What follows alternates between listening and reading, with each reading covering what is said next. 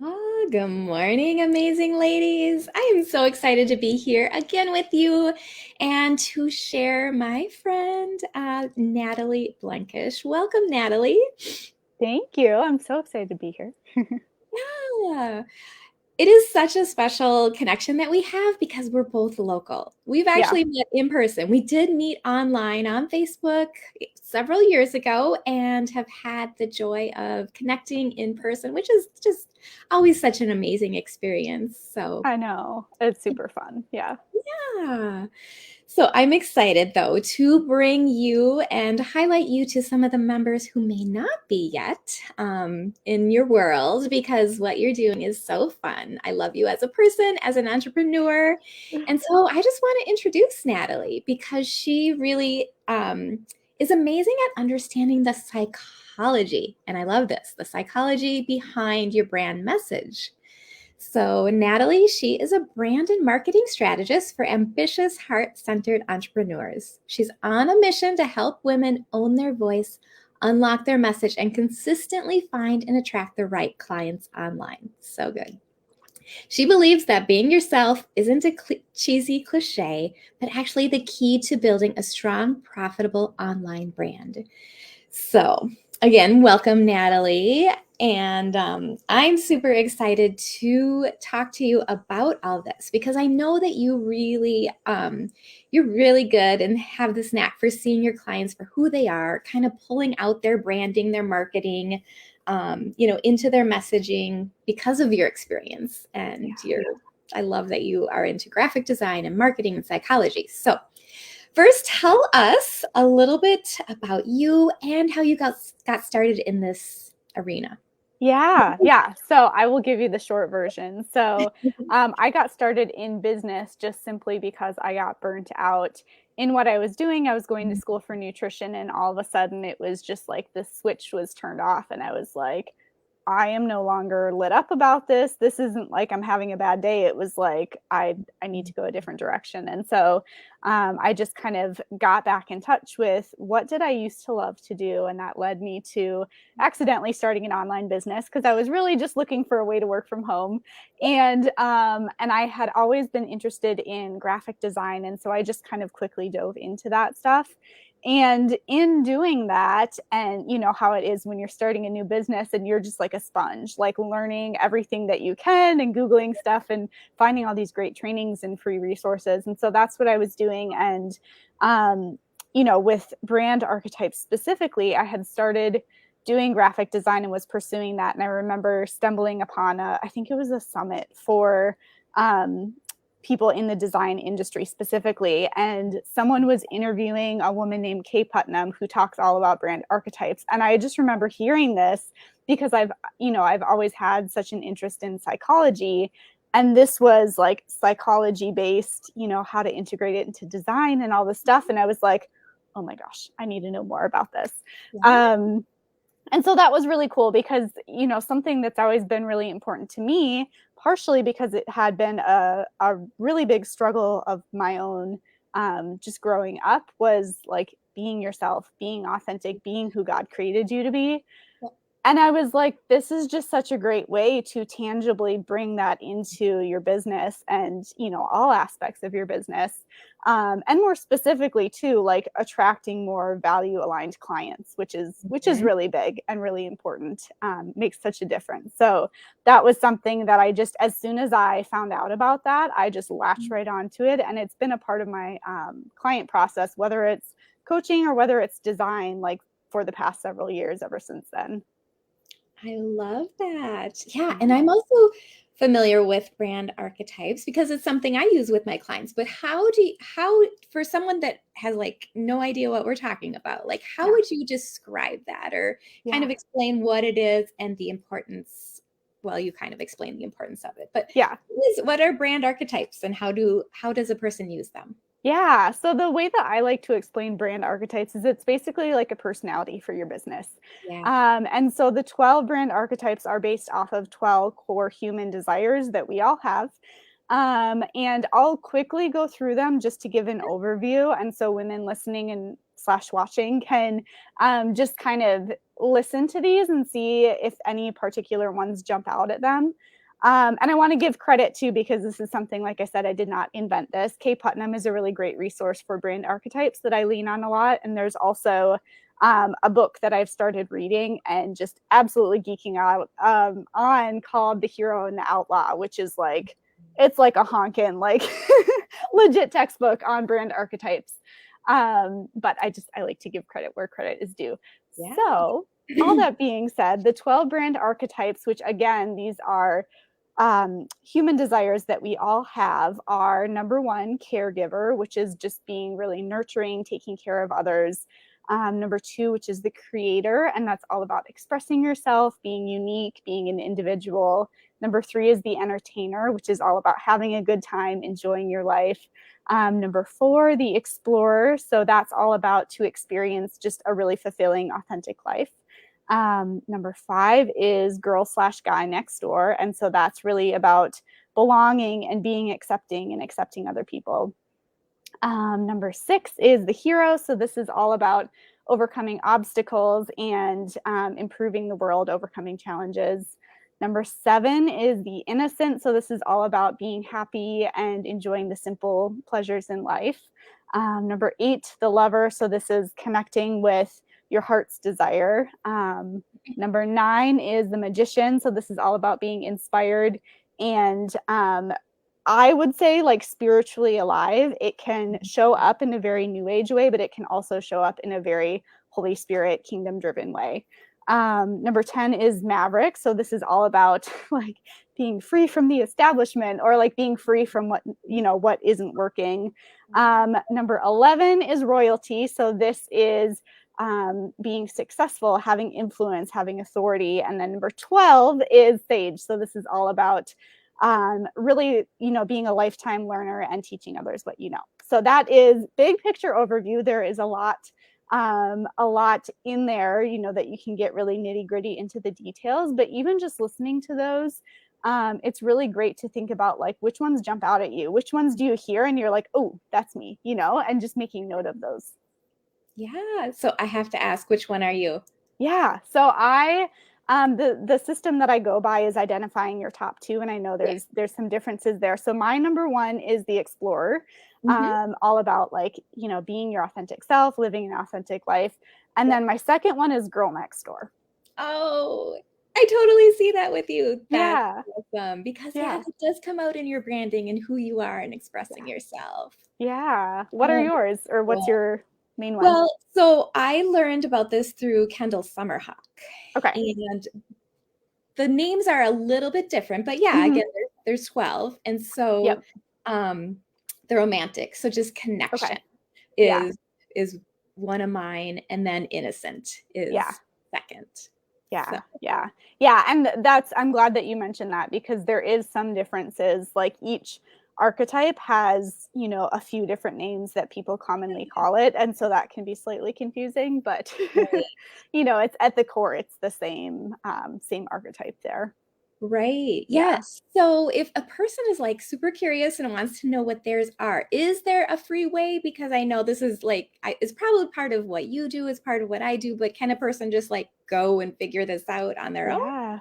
Yeah. So like I said, Kay Putnam is a really great resource. And I don't know if there's a way for me I can maybe go back after the training and drop a link in the chat to her website. She also has a free quiz that I lead clients to a lot, to like just kind of have a starting point.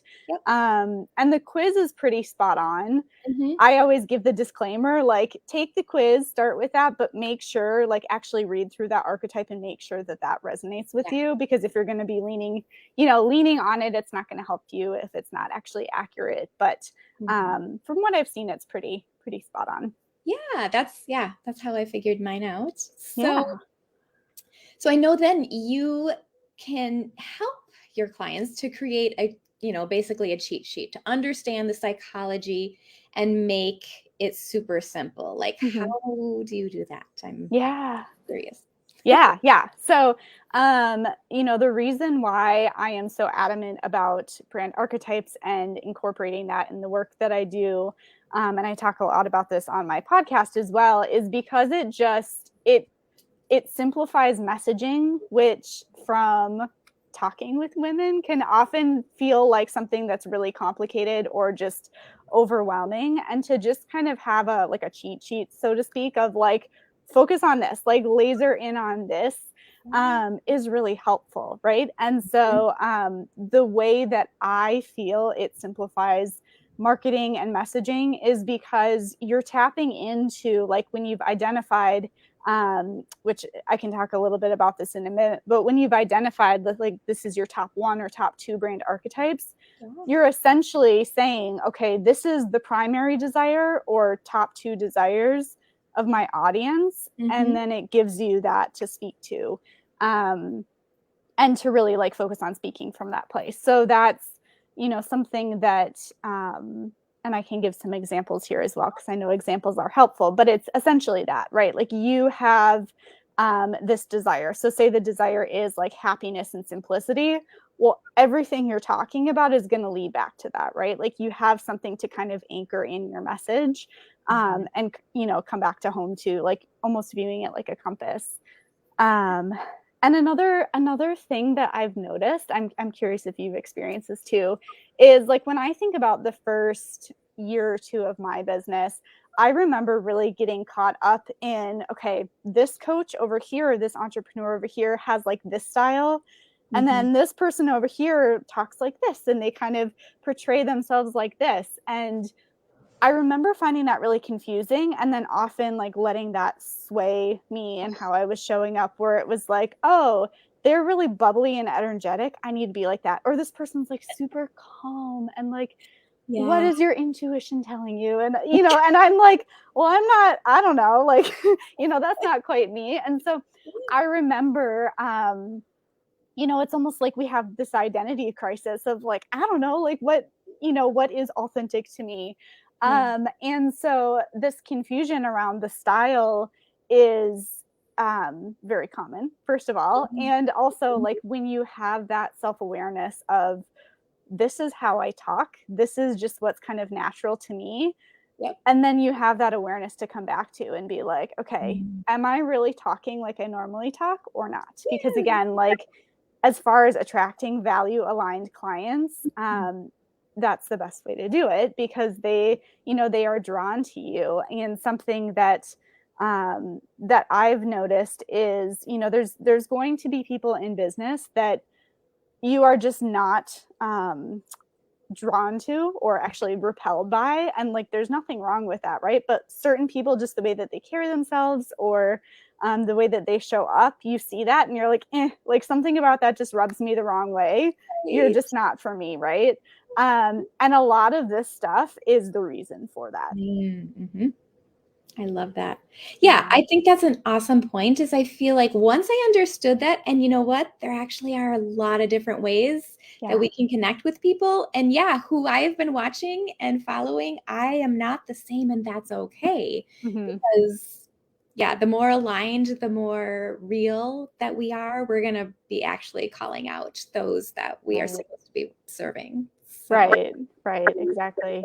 Yeah. And, I said I'd give a few examples. And so an example of, with me, I shared that Girl Next Door is one of my primary brand archetypes. So that's, again, all about, like, it's very much this way of showing up like, hey, I'm just like you, very approachable, down to earth, not wanting to leave anyone out.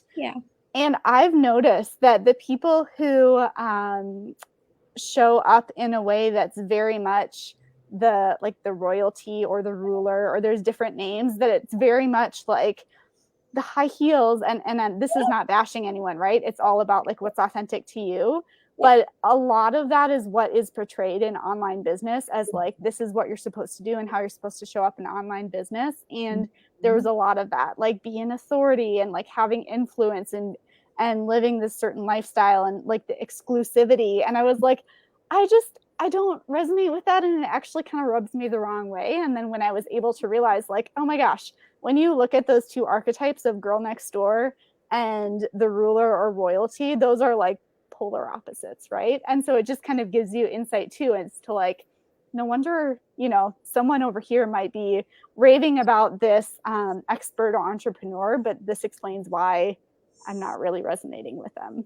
Yeah, right. And just, yeah, honoring who God made you to be Yeah. and embracing that fully, it's so Yeah. freeing because it's so hard and it's not going to last to try and portray an image, a brand that is not you. And Mm-hmm. it's not going to be fun anyways. It's going to Yeah. take way too much work, be way too exhausting. So yeah, this is just Yeah. a beautiful way, I feel like, to really just honor who God made you to be Mm-hmm. fully you and express it in every way in your business. And it's just going to be so much more fun and joyful when you do. Yeah. Yeah, exactly. And that's the thing. Like whenever you are trying to be someone you're not, whether it's in business or in life, it's exhausting because you're Yeah. having to filter yourself and you're having to think about, oh, should I say that? Or should I dress like that? Or should I, Yeah. like it's exhausting and nobody has time for that. Yeah. Nope. Very cool. Okay. Yeah. So, another question I like to just ask everyone on here because, there's entrepreneurs on my page at every level. However, most of them are starting out. They're trying really hard to get this going, make it work. So Yeah. many questions. So, what have you learned about first yourself and then God through being an entrepreneur? Yeah. I Yeah. love this question so much. I would say, so as far as what have I learned about myself, really a lot of what we've been sharing. Like I have just kind of been in awe throughout the years. So I started my business initially in 2018. And excuse me, it's just been such a journey of like, Mhm. oh my gosh, like all these things about me that I just kind of took for granted or didn't really think about, Yeah. like perfectly equip me for my people, for serving in my business, for just loving on the people in my life too. And so it's just really been this really cool journey, Yeah. honestly, Yeah. of learning and appreciating the ways that I'm wired. And again, just coming home to this is who I am. Like this is who God created me to be. I don't have to be someone that I'm not. And of course there's always strengths that we have naturally and weaknesses, and there's nothing wrong with looking at our weaknesses and wanting to improve. Like that's a very good thing, right? Yeah. However, there's a difference between like acknowledging that this is an area that I'm just not as strong in, and then like trying to make yourself wrong for it and being like, I need to change how I am so that I am a person who's more fill in the blank, whatever it is. So that's a really big thing right there, is just like learning to really appreciate and becoming more grounded in this is who I am. This is who God created me to be, because it's something that we can hear, but there's a difference between hearing it and then it really landing. Yeah. So true. Oh my Yeah. goodness. Yeah. And then what have you learned about God through this experience? Yeah. The biggest thing that comes to me is just God's faithfulness. Like it's such a leap of faith, Mhm. truly, to start an online business. And it's just a constant, having to lean back on God and be like, what am I doing? Or like, how do I do this? Or why am I doing this? And so it's been by far, truly, like I think about the life events or things in my life that have sparked the most faith growth in me. One was having my daughter, right? Becoming a mom. But Yeah. the other one is truly entrepreneurship, like just having a business, Amen. venturing out into this very unfamiliar territory, Mm. leaving my degree behind to completely pivot and be like, okay, I guess, I'll do this internet thing and make money online. So it's just, um, it's such a walk of faith. And so to have these moments where it's like, talk about exercising your faith when you're in a career. It's like you have a paycheck and you know what you're going to make. And then you go into entrepreneurship and it's like you have to trust God to know that, okay, he called me to do this. And he also Mhm. called me to serve specific people, which means there's clients for me out there. So how do Yeah. I find them? Right. And like, but just even believing that, like, truly deep down, wholeheartedly believing and knowing that there's clients for you out there that you've been specifically called to serve, and that you don't have to fight to get their attention or to find them. Like, yes, there's ways to faithfully show up and, take consistent action on a daily or weekly basis. But then Yeah. at the same time, really resting in knowing that my people are out there and that the clients that are meant for me are going to come to me, and I don't need to like stress out about it. So yeah, that's Love all that to say, Mhm. just really knowing God's faithfulness and experiencing that, and like having all these little things that I can look back on now and be like, wow, like God has shown up in so many ways where, at the last minute or in a way that I totally didn't expect. Yep. And so I think that's just such a beautiful benefit of entrepreneurship too, because, you are like actively testing your faith Yeah. in so many ways, just as you're, growing your business and starting it and all those things. Agreed. Oh my gosh, Yeah. so good. I was just like, yes to everything you just said. Yeah. Amazing. And I know you mentioned your podcast. What is the name of that, and how can people find you there? Yeah. So my podcast is called Wildly Aligned Marketing. Mm, And you can find that anywhere podcasts are found: Apple, Spotify, all those places. And then I also have a Facebook group with the same name, Wildly Aligned Marketing. cute. And then if you're an Instagram person, I am dabbling in trying to get more active on Instagram as well. And you can find me at Natalie.Blenkush over on Instagram. Oh my gosh, amazing. Yeah, you guys, you'll love her. Just go connect, be part of her community, learn from her. And Natalie, is there anything else that you want to leave us with today?